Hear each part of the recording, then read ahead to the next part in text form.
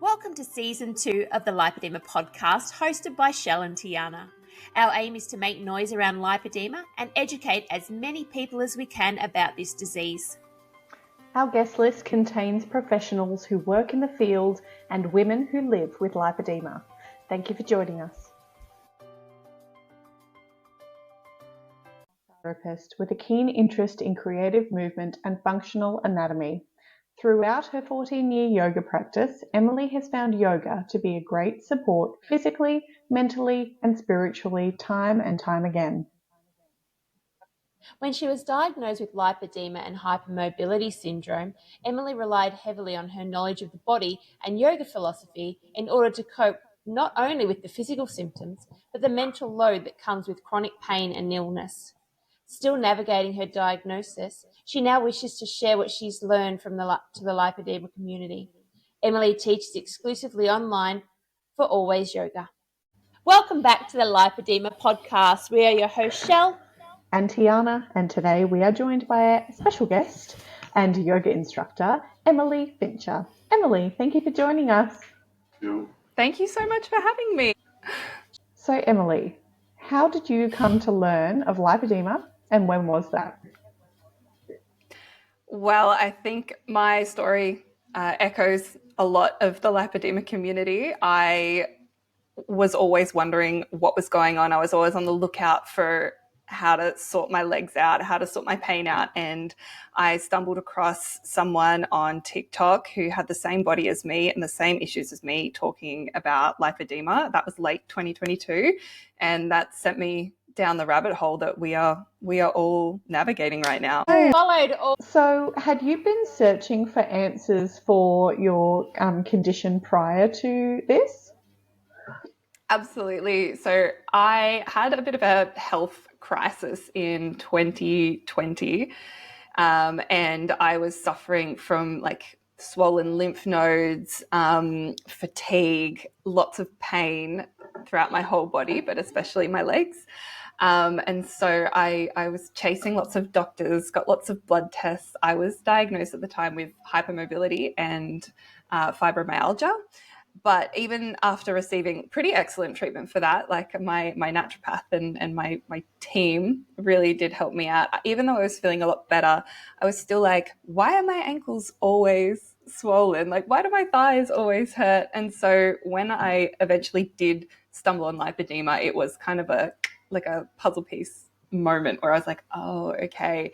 And then I could start to tailor my lifestyle and my treatment for lipedema as well as the other things I had going on. Yeah, excellent. It's so nice when you get that light bulb moment and everything sort of comes together. I remember that feeling when I got my diagnosis.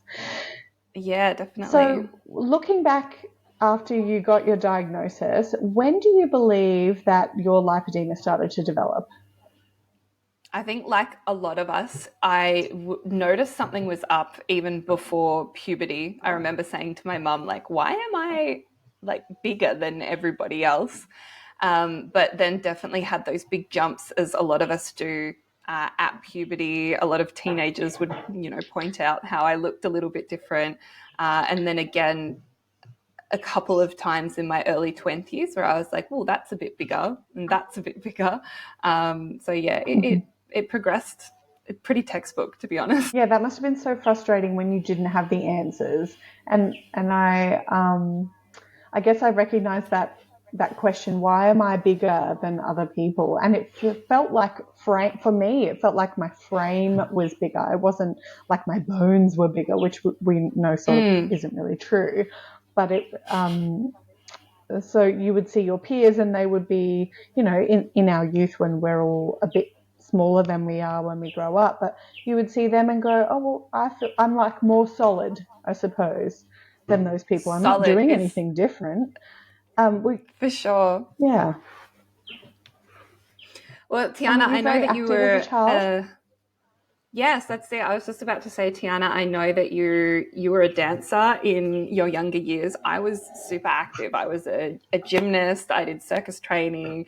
Movement has always been a really big love of my life. And so especially in those communities, especially in gymnastics, sports aerobics, you're in tiny little leotards and you're constantly being scrutinized and scored. And those communities, unfortunately, like young teenage girls, can be pretty catty and pretty mean. And it never felt nice to be othered, even though I was in my happy place, if that makes sense. It does make a lot of sense. And it's such an impressionable, it's so many impressionable years when we're younger doing that stuff and having to be compared all the time. So yeah, I empathize for sure. Okay, so you've got this diagnosis of lipedema and everything's coming into place. How did you commence managing your symptoms?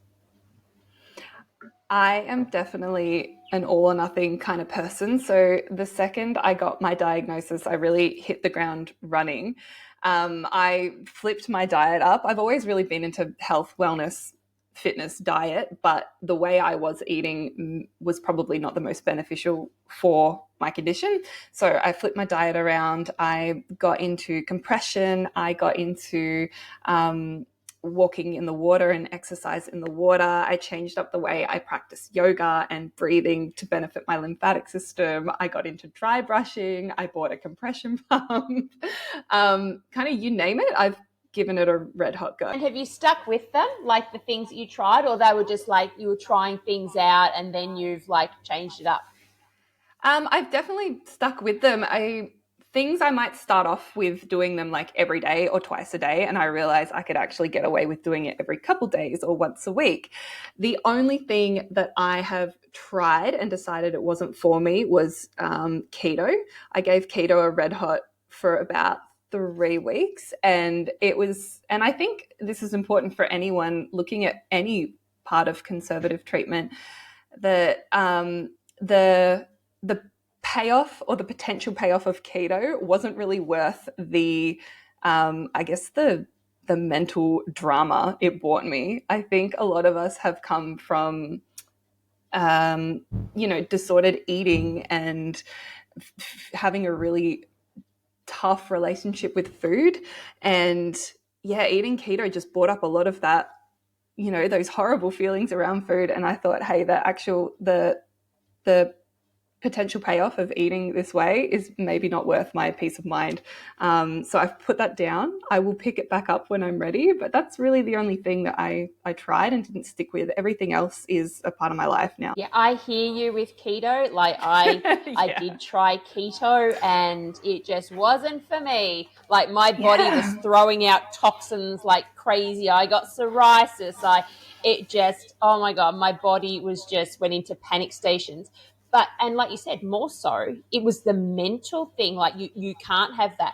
And with a history of disordered eating, like most of us do, as soon as you put rigid rules in place, it's just going to be, it's just going to explode. Like you can do it for short term, but not lifestyle. Well, not for me. And I know a lot of people have had a lot of success, but as you said, the payoff is not worth the anguish and it's just not worth it. It's not worth it. Sorry, keto people, not for me. Absolutely. And I would love to be a keto girl, honestly. Like, in theory, I would love it. And even carnivore, and like, I'd love to be a carnivore girl. I'd love to be a keto girl. It sounds like it would solve all of my problems, like my inflammatory problems. But there is more to it. Like the diet, if the diet doesn't work, as in you can't implement it into your daily life long term, then the diet doesn't work. It's not the right one for you. And it's really hard to sit with that, I suppose, because we know in theory that these things would probably work really well if we were robots and we could just do that without thinking and it would just naturally flow into our life, but it often doesn't. And it's that mental, psychological side of it and that restriction that's really taxing on our mental health. Yeah, so triggering, isn't it? So triggering as soon as we put those rigid things in place. So keto done, maybe pick it up another time, but for now it's done. What is the most beneficial thing? Like, what do you think has been your go-to number one thing for your lipedema management? I think the thing that gives me the most immediate relief is compression for sure. I am just wearing off the shelf like K2 compression, so it's fairly strong, but I can have very sore legs, and the moment I put on my compression, I'm like, oh, that's better. And if not compression, it's compression plus movement. So if I have a sore leg day, putting on compression and going for a walk, or putting on compression and doing some yoga or training legs in the gym, I can feel the relief immediately. That's probably the most gratifying for sure. Yeah, well, movement's one of the best things we can do to get all that lymph working, isn't it? And it's usually the inflamed lymph that's causing us pain. So if we can get that moving and push through, like that's going to give us the best relief. Yeah, yes. I am now a compression person. It took me a while, but I now wear compression. Yeah, And it so can take you some getting mentioned used yoga, to. and I have to say, yeah, you mentioned yoga, and I actually did some of your yoga techniques this morning. I did the breathing one. I was like, put Yes. arms in the air and bringing my arms down. It was really good. I loved it. And how did you get into yoga? That makes me so happy to hear. Oh, I'm putting my hands over my heart where my microphone is. That makes me super happy to hear. Thank you for sharing that.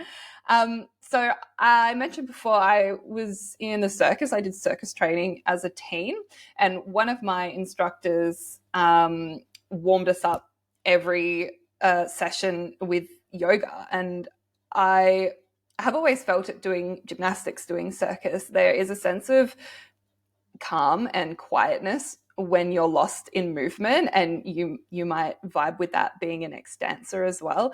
But yoga just really, it elevated that, and so it piqued my interest, and I started going to more classes. And I just, like I said, I'm all or nothing. If I get into something, I'm into it.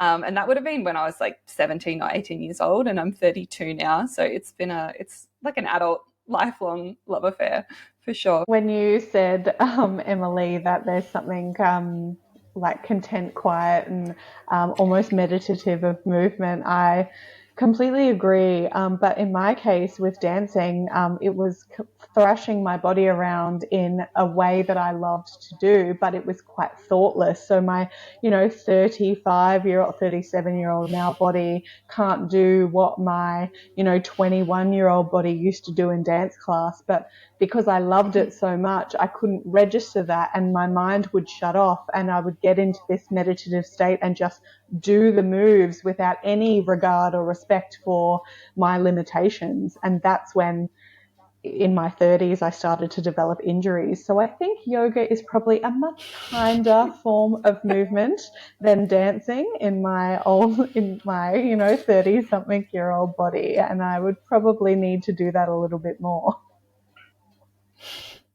I feel you, but when I first started yoga, I started a really active, gymnastic form of yoga called Ashtanga yoga. And I feel you. I ended up, even though I was so in love and so enamored, I kept getting injured, and I was sore all the time. And Shell, I know you're hypermobile as well. Having a hypermobile body, yeah, you are kind of prone to aches and pains if you are not aware of how you're moving and things like that. So I feel you, like I've definitely been there, but with the movement of yoga, there's a whole philosophy alongside it that preaches like compassion and non-violence. And when you start to bring that lens over your practice, you can really start to practice in a way that is beneficial mentally and physically as well. Oh, it sounds beautiful. I just need to be able to turn my brain off for 5 minutes to be able to do anything. I'm one of these people whose brains don't shut down. And but no, I get the injury thing. I remember Tiana hurting herself dancing. That was when we'd first met, and I was like, "Oh, you're a dancer." She's like, "Well, yeah, I used to be a dancer," because she'd hurt herself. And I keep hurting myself at the gym because I'm hypermobile as well. So it's just this, I want to do these things, but my body, I've got to start listening to it a bit better. Yeah, I feel you. And another part So, of yoga, go on. Yeah, Another part of yoga is this you're good, notion Dave. called svadhyaya, which is self-study, and it's that this notion of building self-awareness and being able to move in a way that might feel really liberating and fun and flowy, but also in a way that is medicinal and beneficial and getting you to tune in to yourself, not only on your mat and when you're moving or at the gym, but all the time. And I think that's it's a beneficial thing that I've learned from yoga, that can, prevent you from getting these injuries from overdoing it, because you learn when I'm overdoing it and when to pull back or where to lean into, and that's been something that's really helped me. Oh, I love that. The whole mindfulness thing, and that's just such a it heals everything. Like we've spoken about it before, how beneficial mindfulness is for our stress, for our anxiety, for our inflammation. Like it is all so good. So is that how yoga has improved your symptoms, or is there something else with yoga that has helped your symptoms?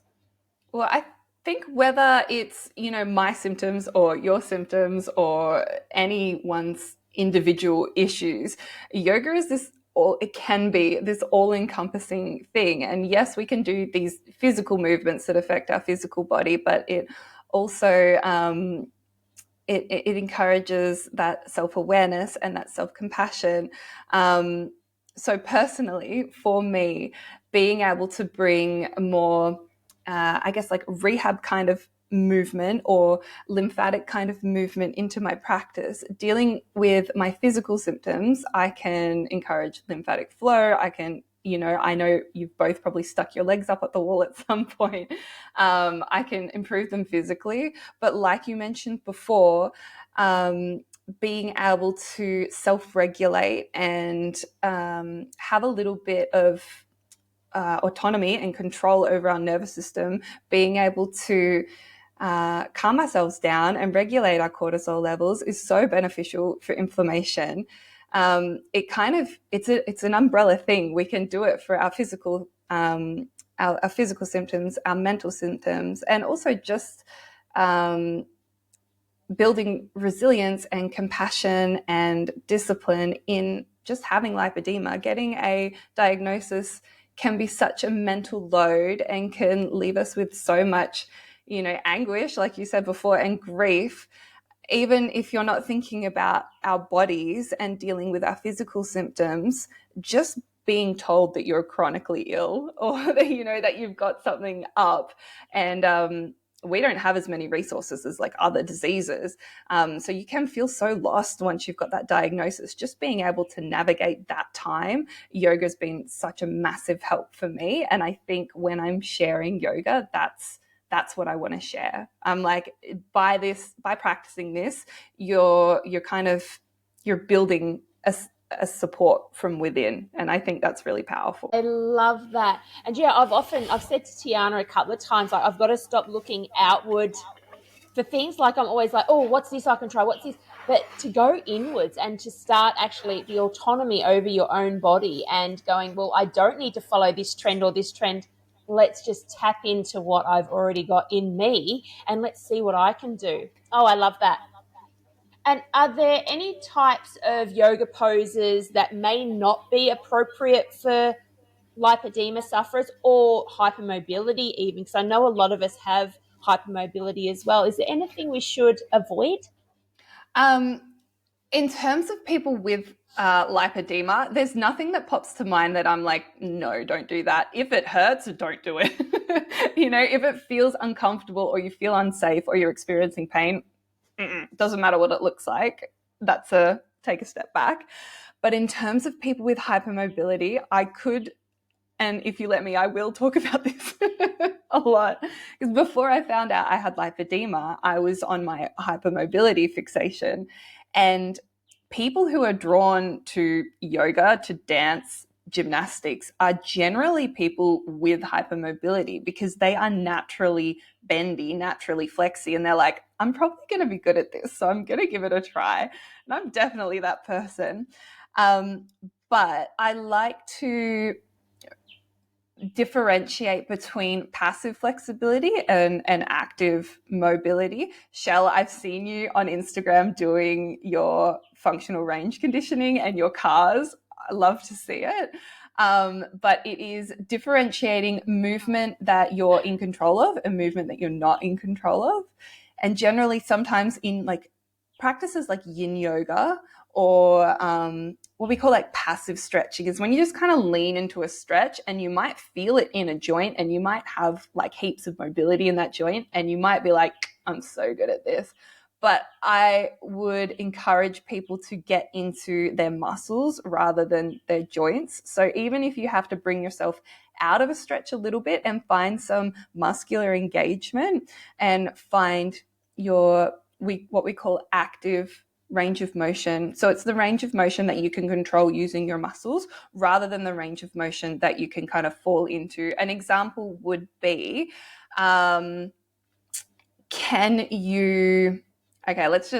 we've got the visual medium, we can use my fingers.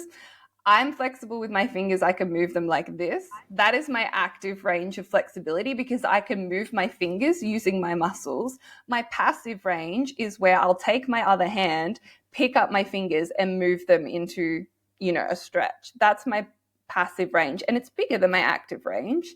And so that's the same as like doing a forward fold and stretching our hamstrings or, pulling your arm behind you and maybe stretching a bicep or a pec muscle.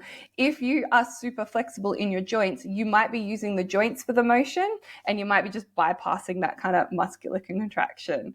I'm hoping I'm explaining that okay. But to answer your question in shorthand, I wouldn't say no. I don't like saying no. I want you to do the thing and then say, how am I feeling? Am I feeling this in a good way or am I feeling it in a gross way? Does this feel unsafe? Do I feel in control of what I'm doing?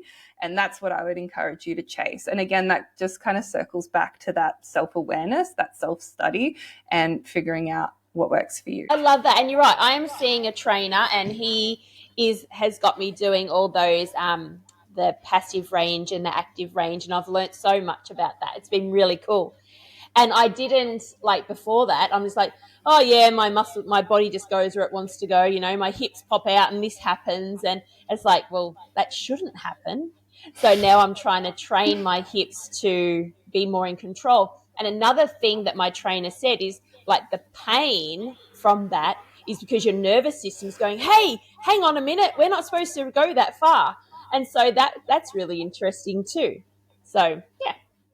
Absolutely. And people on the hypermobility spectrum tend to be like, I'm just really clumsy, because our proprioception or the way that we move through space is a little bit different to people without a connective tissue disorder, because our bodies kind of don't quite know. For example, we can have a look at my hand again. So those of you who aren't watching and you're listening, my fingers kind of bend a lot past a straight hand. For me, this feels like, if I close my eyes and think in my brain, it feels like I'm holding my hand out completely straight. But obviously I've got that big backwards bend in my fingers. And for me, finding the proprioception to be like, okay, this is actually straight. It doesn't feel like I'm extending. It doesn't feel like I'm kind of moving in space the way that I feel like I am in my mind's eye. But that is really important for people with hypermobility. So knowing when maybe your knees are hyperextending or your elbows are hyperextending and figuring out what it feels like to have them in a not locked out or not hyperextended position, what that feels like compared to maybe what you're used to is really beneficial, not just in yoga, but in the gym or when you're walking, when you're standing. I think once you find out you've got hypermobility, it's really useful to get checked out by a physio or see a trainer that's got some experience, or a yoga teacher who's got some experience, so you can really get to know your body, because it can be like kind of getting to know yourself all over again. Yeah, I just want to I love that. build on that a little bit, Emily, and talk about the feedback that we get, the visual feedback that we get from things like mirrors, taking videos, or being in a class with an instructor like yourself that's actually trained appropriately, getting that feedback about what we perceive we're doing the movements right, but you or a mirror or a video may actually show us that we can do it a better way, a more active way, a more mindful way. And so we think about, mirrors and videos particularly as a vanity thing. But when you're talking about doing at-home workouts or something like that, could be really beneficial for people to get started, and even more so beneficial getting started with somebody like yourself who is actually trained and an expert in what they do, so that you can actually get that feedback from someone who knows what they're talking about. Yeah, absolutely. And I mean, I would be an advocate for that movement, diet, compression. I think seeing someone who can tailor what it is that you want to achieve to you as an individual is so beneficial. Yeah, absolutely. And how would you suggest someone with lipedema got started with yoga? Like, what would be a starting point? Cool. So I think the thing with lipedema is that we're such a broad spectrum of people. Like we have people with lipedema doing marathons, and we have people with lipedema who are sedentary. We have people with lipedema who struggle standing out of a chair, or who can't move their knees or can't lift their arms over their head. I would encourage you to look for a teacher that is kind of on your level or who vibes with you. Definitely, I'm very biased, but I would say look for a teacher with lipedema or with lymphedema, or a bigger bodied teacher, or a teacher that can work with you in a chair, or a teacher who specializes in or niches in, marathons. I would look for someone who's similar to you. That's a really good place to start because, like I mentioned before, yoga is so broad. There is yoga if you want to stand on your hands for 3 hours. There is yoga if you want to sit down and breathe funny for 3 hours. I wouldn't stop at the first place you start. I would shop around a little bit and find someone that you vibe with, because I promise you there is a form of yoga, there's a teacher that's going to work for you.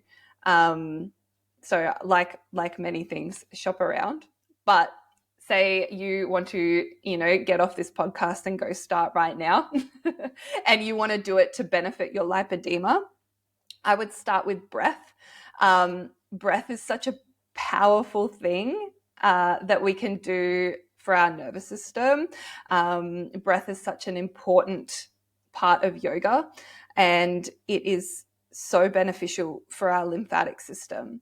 So I wanted to touch on yoga being not just a movement practice, but it's a lifestyle practice. So traditionally there are what they say 8 limbs of yoga, and the first 4 I guess we'll talk about today, but the first 2 are literally ethical and moral things that we can do. There's no breathing, there's no moving. It's being kind, it's being truthful, it's practicing non-violence, it's practicing self-awareness.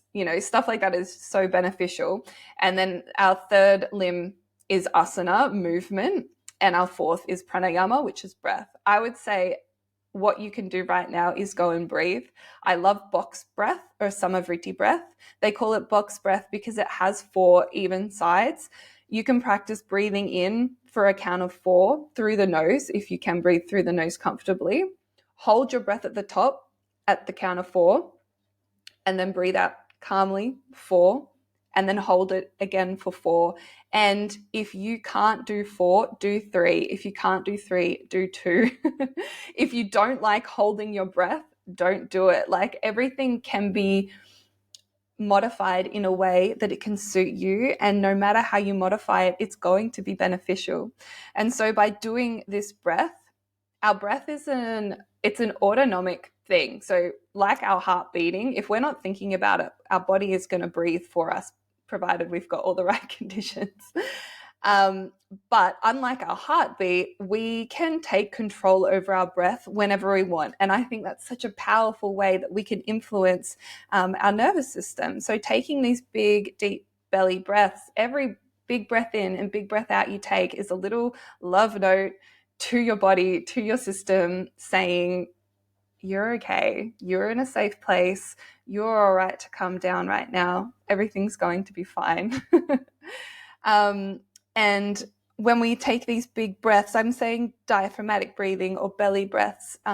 If you pop your hands on your belly or your rib cage, when you breathe in, ideally we want to feel some expansion. And when you breathe out, you want to kind of relax back to your starting shape. And when we do that big breath, we're kind of pumping the diaphragm, and we have so many lymph nodes in that area and all over our body. But by just taking these big breaths, you're moving that big, huge diaphragm muscle, and you're literally pumping the lymph system, and we're encouraging lymphatic flow, which we all know is so beneficial for us. So by taking 3 or 4 rounds of breath, you're letting your body know that you're safe and you can calm down. We're managing our stress, so beneficial for us, and you're moving your lymph. And all you had to do was take a few deep breaths. And it's such a powerful practice. You can all do it literally right now while you're listening. And like, congrats, Tick, you've done your yoga for the day. Of that, I do box breathing quite often. Like, even when I'm in the pool, I've been going for walks in the pool in the mornings, and I'm like, this is a perfect time to practice my breathing, and I'll just do my box breathing while I'm doing my high knees in the water, and it is so good. It's like just getting, and like you were saying, it pumps your lymph. So I think we've spoken about before, but unlike your heart, which pumps your blood, your lymph doesn't have a pump. So we have to manually pump that stuff around. And there's like 15 liters of it in us, and it gets trapped. And so, yeah, just by breathing, we can get it pumping and get it moving. And yeah, that's pretty cool. Yeah, and if you're on a high from your yogic breath and you want to expand a little and start moving, I think we're going to say the word pump a lot today, because essentially that's what we're doing. So, like you mentioned at the beginning of the episode, we can just start pumping our body. So as you take that huge big breath in, you might like to reach your arms up over your head. That's step one, a great way to move lymph. And then bring them back down. You inhale, reach up, exhale, bring them down. And we've already, moved the arms. We've influenced all those lymph nodes in the armpits. You can give your shoulders a wiggle. Other movements we can focus on is twisting, or anything that engages like our core muscles. Again, that big collection of lymph nodes like around the torso can be influenced by gentle twists. Something I did mention before is popping your legs up the wall, or even just elevating your legs above your body. So if you can be on the floor or on a bed and lift your legs up a little bit, pop them on 3 or 4 pillows. That's a really beneficial thing to do. If it is available to you, grab yourself like a pillow, lay your lower back on the pillow, and then pop your legs up the wall. And then we can do some more of those pumping motions. So again, if it's available to you, if it doesn't feel good in your body, it's okay. You can simply lay with your legs up the wall and focus on that deep breath. That is excellent. But one at a time, drawing your knee into your chest and then popping it back up the wall again. That's pumping those lymph nodes all in that hip crease, and also the ones that are behind the knee. And then another one that's great to do with your legs up in the air is just pedaling the feet, kind of like you're pointing your toe, flexing your toe, kind of like you're pressing your accelerator and then backing off the accelerator. That's moving your calf muscles. And like you said, we're just using our muscles as a pump to move that fluid and to encourage lymphatic flow. Yeah, it's all about lymph flow for us. Mm-hmm. Do you know, and the funny thing was, I didn't even know what lymph was until I was diagnosed with lipedema. All I'd ever heard was, if you get cancer and it's in your lymph nodes, well, you're in trouble. And that's all I knew about lymph. I mean, yeah, you are in trouble. But well, before I got diagnosed with lipedema, like I'm affected in my calves and my lower legs.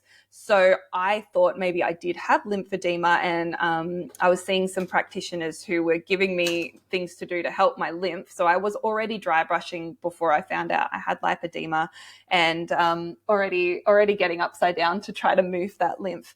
But yeah, I think it's super important. I'm not going to lie, I kind of forgot what I was trying to say there, but I've been on the lymph train for a while. And I think you've just really given us so many practical examples of what we can simply do in our day-to-day life to move our lymph. Like, those are very accessible movements that you've just given us. And I just wanted to share, because Shell shared that she practices her box breathing when she is walking in the pool in the morning. Like, I'm probably not doing the amount of exercise that I would usually do at the moment, which is, I'm sort of going through a season of less activity. And so I'm really mindful of the fact that I'm not moving as much. But I fit in my deep breathing and my box breathing, or whatever breathing I feel like doing at the time, when I'm in my pneumatic pump, when I'm in my lymphopress. And I know that, before I start the lymphopress, I have to open up all those points. And one of the areas that my lymphatic specialist did mention is that deep breathing to activate all of the lymph system in the gut. So I sort of thought, well, killing two birds with one stone, all I'm doing is lying down. I actually have the time and the space. This is where I'll be doing my deep breathing. So it is accessible to all of us to take a minute or two and do a few breaths, and that will really, it's accessible to all of us. But you definitely have given us some great examples. I love the one where your legs are up the wall and you bring your knees toward your chest. I think that would feel so lovely as well for the lower back. Definitely something I'm going to try when I can get off my bottom at some point. But we are almost come to the end of our episode, and we wanted to finish up with our last question, and our most favourite question to ask, especially our lipedema warriors. If you could go back and give your younger self a pep talk, what would you tell her? I've heard you ask this question in so many of your episodes, and I cry every time. So I'm just going to be cool right now. I think I would take myself by the shoulders and just shake just a little. And I'd say stop finding ways to destroy yourself, and have the audacity to see your value and be brave enough to take care of yourself and to invest in yourself. And I've been thinking about that all day. Yeah, you are worthy. You are enough. I love that. Thank you, Emilie. Thank Beautiful. you. Are we going to say goodbye now? Amazing. Thank you so much for having me. I know. Oh, there's so much information in there. It's going to take a bit to unpack. So. Yes. Thank you so much for having me. Thank I really you so much for your appreciate you time. reaching out. Amazing. Thank you. No problem at all. Thank you for sharing your story. It takes a lot of bravery and vulnerability. So thank you. Take care, Emilie. Thank you. Bye. See you later. So, Emilie, where can the lipedema community find you? So the best place is probably an online platform called Always Yoga. So you can find my personal Instagram at Emilie, Emilie, .Fincher, Fincher. And there I share lots of stuff to do with how I handle lipedema, how I use gym and movement and yoga to deal with lipedema. And if you are more interested in yoga, you can find us at always yoga _, and that's where you'll be able to see my offerings as a teacher. I have a yoga for lipedema bundle of 7 classes. I've got 5 classes that are super accessible that you can do either seated in a chair or lying down. And then there's 2 more classes which are for people who might have a little bit of a yoga background and want a little bit more dynamic movement. That is the Yoga for Lipedema bundle with Always Yoga. And I've got a discount code for listeners of this podcast. So if you go to buy the yoga with for lipedema bundle, use the code LYMPH50, LYMPH50 for 50% off, because I would love to have you. It is an awesome offer. Thank you. Thank you. That's wonderful. We'll definitely share that with our And look, I've already got it. Look. Yeah, I have it too. I got it a little while ago when you first advertised it. Yes, and I see everyone who buys it. So I've seen both of your names pop up, and I do a little happy dance when someone buys it. But it has Yay. helped. Yoga has helped me so much navigating my diagnosis, my physical symptoms, the grief of, getting a diagnosis, and helping with, mental strength and self-acceptance. I really just want to share that with people. So thank you for letting me share. You're most welcome, and thank you. When we started the Lipoedema podcast, we relied on word of mouth and existing connections. Our following has happened organically, and we are so honoured by your support. As we learn more about the world of social media and algorithms, we have a request. When you are listening to our podcast or watching on YouTube, let us know what you think. Hit follow or subscribe. Leave us a comment or write a review. The more engagement we get, the more our message is shared. And the greater our reach to those women suffering in silence. Thank you for listening to the Lipoedema podcast. Lipedema and its symptoms vary from individual to individual. The opinions and advice voiced in this podcast are of a personal nature and used for educational purposes. Please take away from this podcast what resonates with you, and please see your GP or preferred specialist for diagnosis and healthcare. We are Shelley and Tiana from the Lipoedema podcast. Until our next episode, bye for now.